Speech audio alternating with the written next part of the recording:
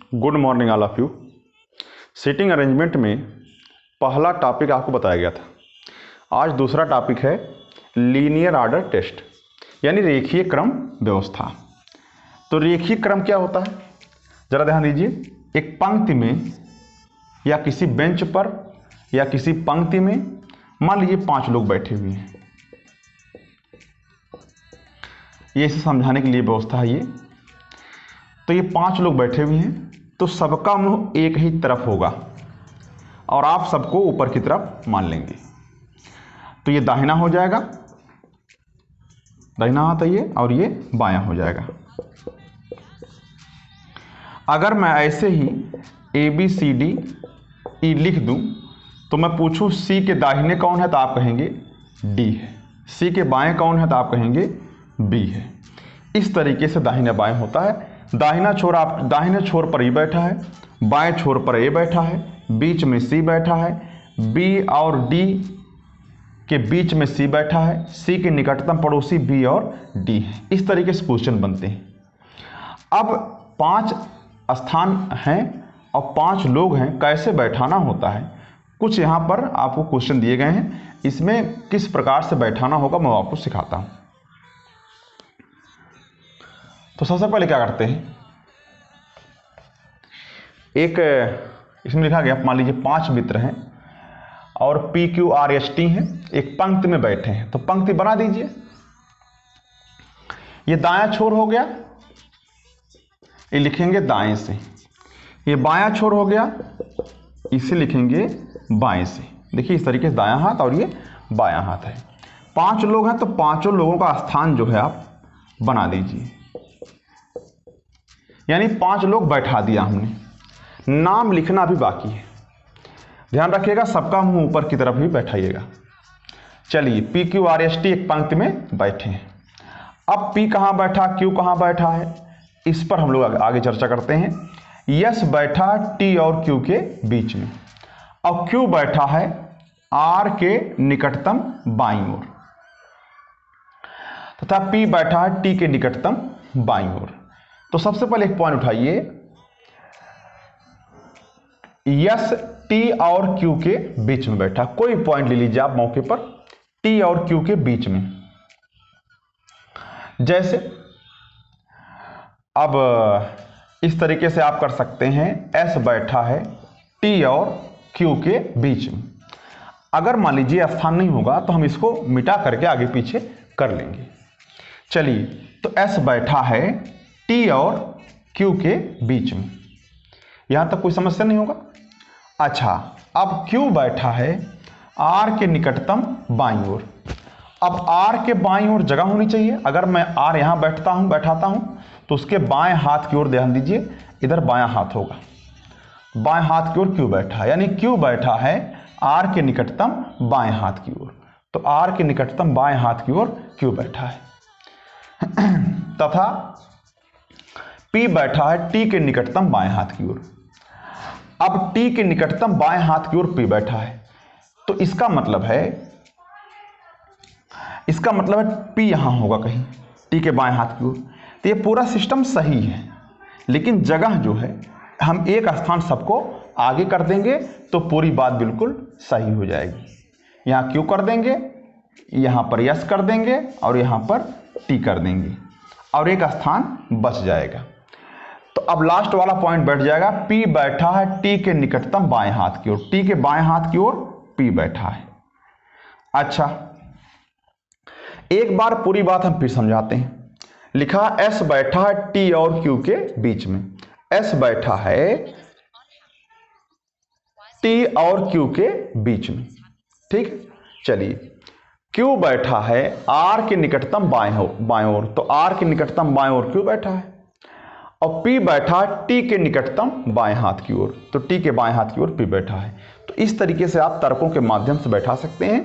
बीच में कौन बैठा है, S बैठा है, तो आंसर हो जाएगा बीच में जो बैठा है वो S बैठा है, ठीक है ना। क्योंकि मजबूत पॉइंट इसमें नहीं मिला, इस पूरे क्वेश्चन में कोई मजबूत पॉइंट नहीं मिला। मजबूत पॉइंट क्या होता है, जैसे कहते दाहिने छोर से तीसरा है, बाएं छोर से दूसरा है, या बिल्कुल मध्य में है, तो ये मजबूत पॉइंट होता है जिसको आप हटा नहीं सकते। तो जब मजबूत पॉइंट मिल जाएगा तो आप क्यों सहायता करेगा। आगे बढ़ते हैं।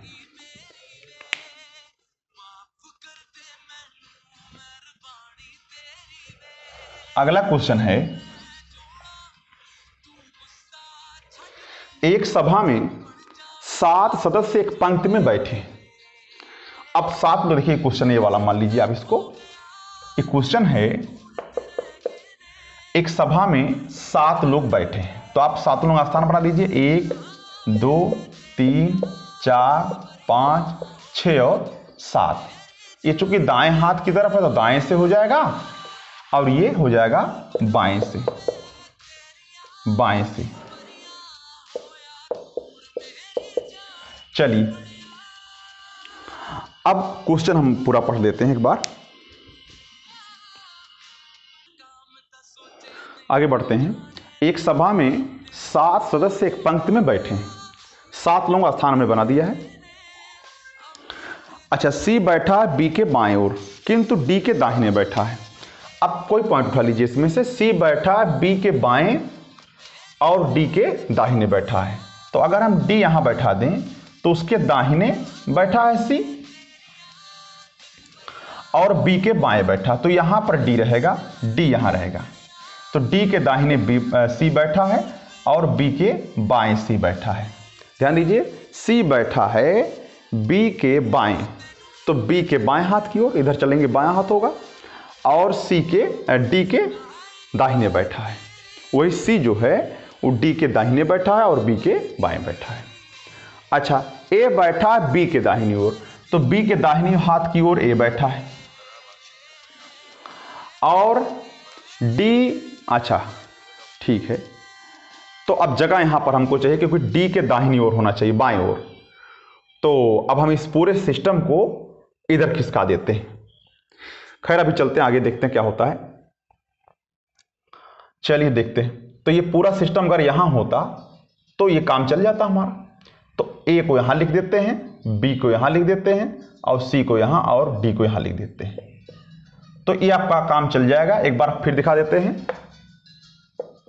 एक बार फिर समझिए। सी बैठा है बी के बाएं हाथ की ओर, इधर वाला बायां हाथ होगा, और सी ही बैठा है डी के दाहिने हाथ की ओर। पहली लाइन पूरी हो गई। ए बैठा है बी के दाहिनी ओर, ये बैठा दिया गया। एफ बैठा है ई के दाहिनी ओर किंतु डी के बाएं बैठा है, तो डी के बाएं एफ बैठा है लेकिन ई के दाहिने बैठा है एफ। एफ बैठा है ई के दाहिने और डी के बाएं बैठा है। अच्छा, एच बैठा है ई के बाएं ओर, अब ई के बाएं ओर एच बैठा है। देखिए स्थान बिल्कुल फिक्स हो गया, सबको हमने बैठा दिया।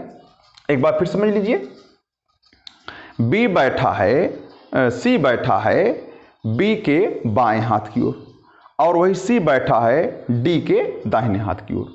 अच्छा, ए बैठा है बी के दाहिने हाथ की ओर और एफ बैठा है ई के दाहिने हाथ की ओर। एफ बैठा है ई के दाहिने हाथ की ओर लेकिन डी के बाएं बैठा। एक ही स्थान बच रहा था, अगर वो लाइन ना भी देता तब भी यह स्थान फिक्स होता। आगे देखिए, कहा बीच में कौन बैठा है, तो मैं देख रहा हूं बीच में कौन बैठा है, बीच में डी बैठा है। अगर पूछता दाहिने छोर पर कौन बैठा है, दाएं छोर पर,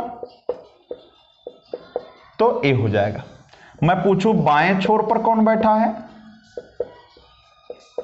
तो एच हो जाएगा। मैं पूछूं सी के पड़ोसी कौन है, सी के पड़ोसी, तो डी और बी है। इस तरीके से एफ के दाएं चौथा कौन है, एफ के दाएं चौथा कौन है, दिखाई दे रहा है यहां तक। एफ के दाएं चौथा, दाहिने हाथ की ओर पहला, दूसरा, तीसरा, चौथा, ये हो जाएगा। इस तरीके से क्वेश्चन रहेंगे।